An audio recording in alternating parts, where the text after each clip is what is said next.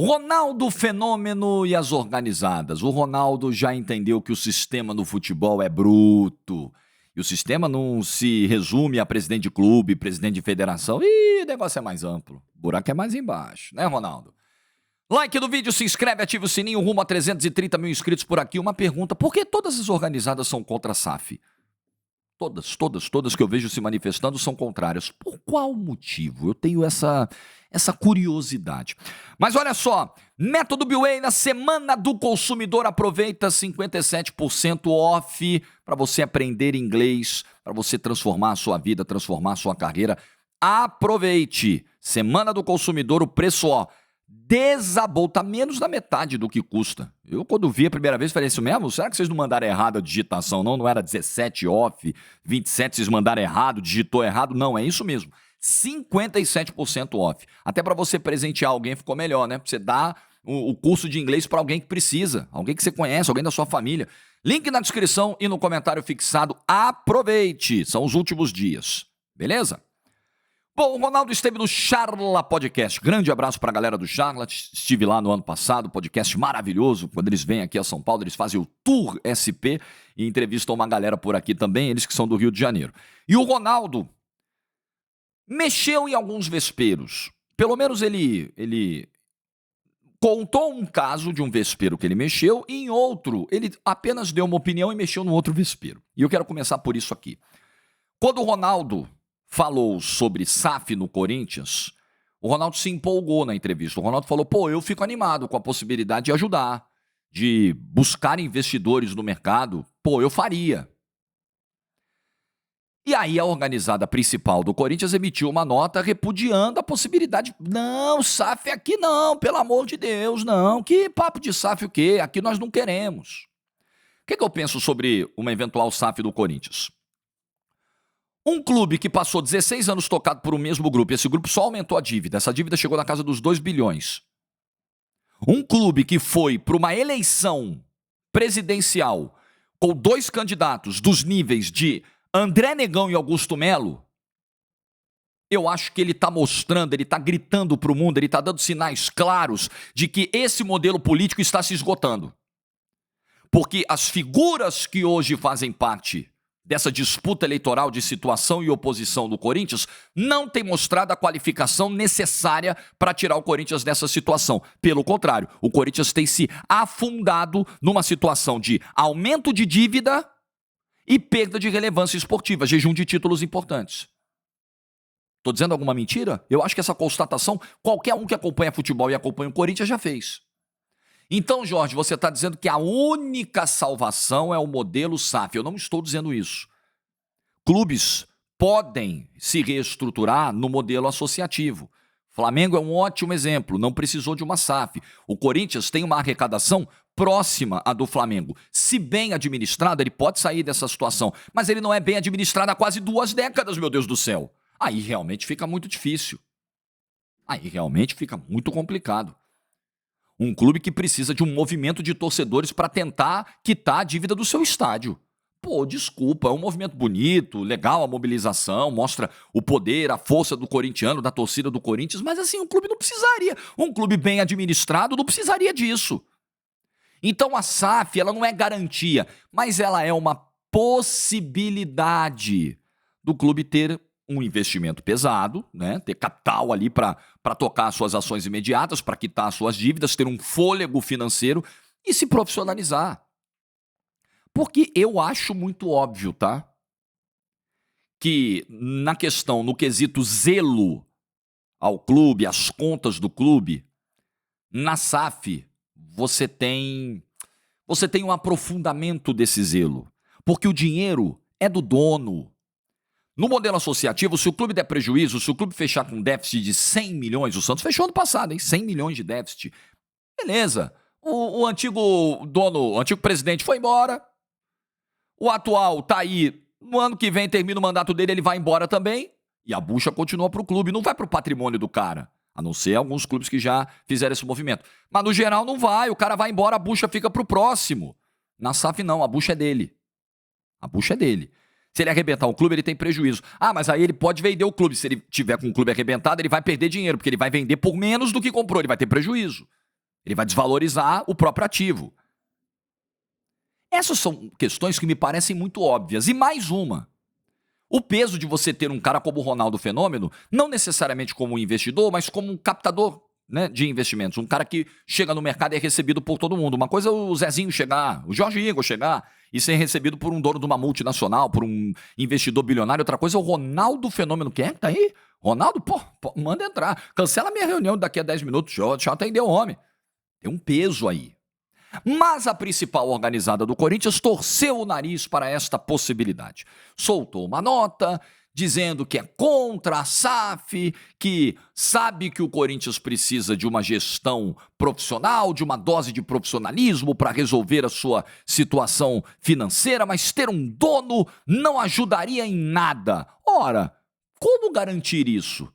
Um dono com fôlego financeiro, com potencial de investir, que entenda de futebol, será que não agregaria a um clube que só vê a sua dívida aumentar, beirar a casa dos 2 bilhões de reais? Como a organizada pode afirmar taxativamente que não ajudaria em nada? A possibilidade de transformar o clube em uma SAF vai contra a sua essência popular, a nota segue dizendo. Corinthians nasceu do povo e deve permanecer sob o controle da sua torcida. Que povo é esse que comanda o Corinthians? Uma meia dúzia. O povão, a massa, o torcedor mesmo, corintiano, ele não comanda o clube. Ele é um espectador, ele torce, ele vibra, ele faz a parte dele, mas o clube é comandado por uma galera. E por uma galera que não tem comandado bem esse clube. Por uma galera que deixou o Corinthians na situação atual. O clube vai perder a sua essência. Tem um outro trecho da nota que diz que a história já mostrou que clubes que adotaram a SAF perderam autonomia, perderam identidade e, em muitos casos, viraram negócios. Vou começar pelo último. Futebol é negócio, gente. Isso aqui é mentalidade, me desculpa, de 1970, 1980. O futebol já é negócio. Os clubes são negócios. E quando não tocados assim, eles ficam para trás. Porque o futebol se profissionalizou, o futebol chegou num nível de investimento, de custo altíssimo. E se você ainda tocar o clube na mentalidade amadora, você vai ser engolido por quem está tocando o clube de maneira profissional, ora. Que pensamento retrógrado, atrasado. Os clubes que viraram SAF perderam a identidade. O que aconteceu então? O Botafogo ficou preto e vermelho? Foi isso? Virou azul? Mudou de nome? Como assim? Os clubes que aderiram à SAF perderam a sua identidade. A identidade do Corinthians é feita pelo seu povo, pelo seu torcedor.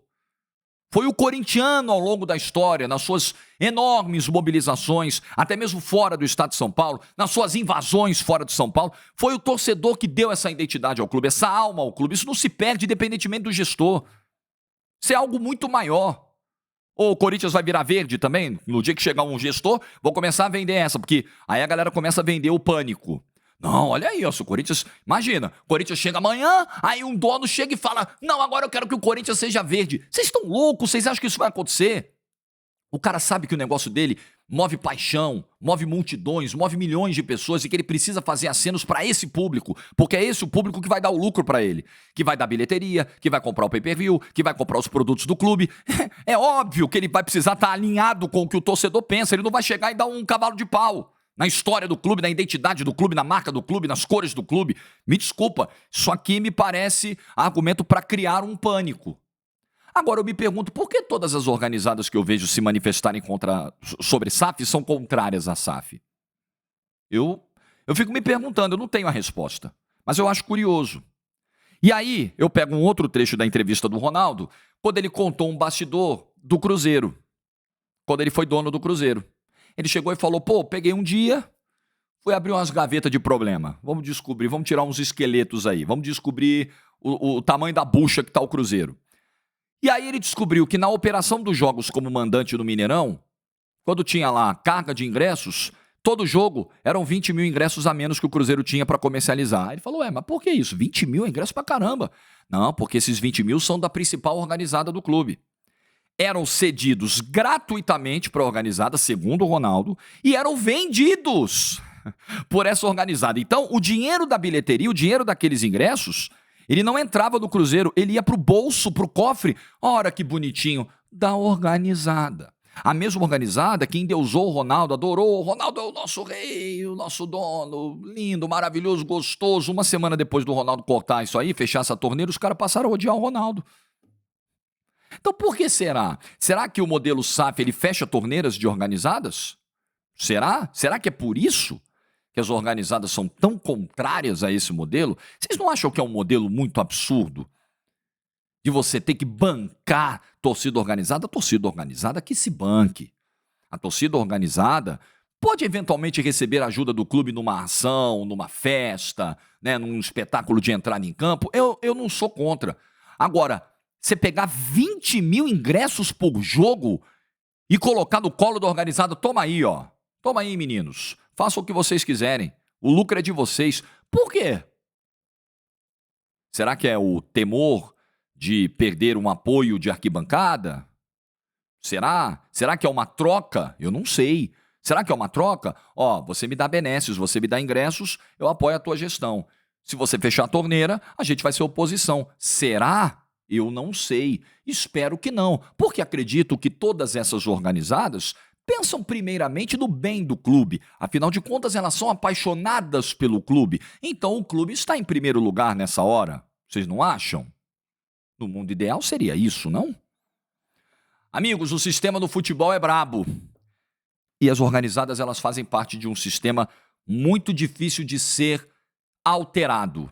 Quem mete o dedo nessas feridas sofre algumas consequências. Mas com firmeza de propósito e convicção, você consegue ganhar essa queda de braço. A Leila Pereira está vencendo essa queda de braço do Palmeiras. Com firmeza de propósito, com convicção. É possível vencer. Você fica refém da organizada se você quiser.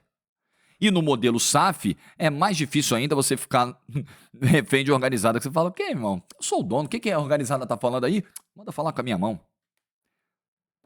E elas são todas contrárias. Quando começou o burburinho lá no Santos de SAF, não, olha, o pai do Neymar tá chegando, acho que vai virar a SAF aí, o pai do Neymar e tal. Não tinha nada no conselho, não tinha discussão, não tinha debate, não tinha nada, não tinha projeto saindo do papel, nada. Era só o burburinho. A organizada do Santos, do nada, foi para arquibancada. Não, SAF não, aqui não. Por que será? Será que é bom para a organizada do Santos ter o Marcelo Teixeira como presidente? Para o torcedor, não é. Definitivamente não é. Mas para a organizada, talvez esteja sendo bom? Talvez? É, meus amigos, eu sei de cada coisa que se eu pudesse falar. Ave Maria.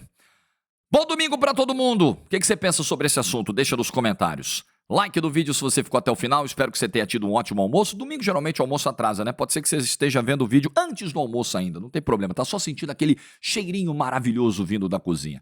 Aproveite. Amanhã a gente se vê. Juízo! Tchau!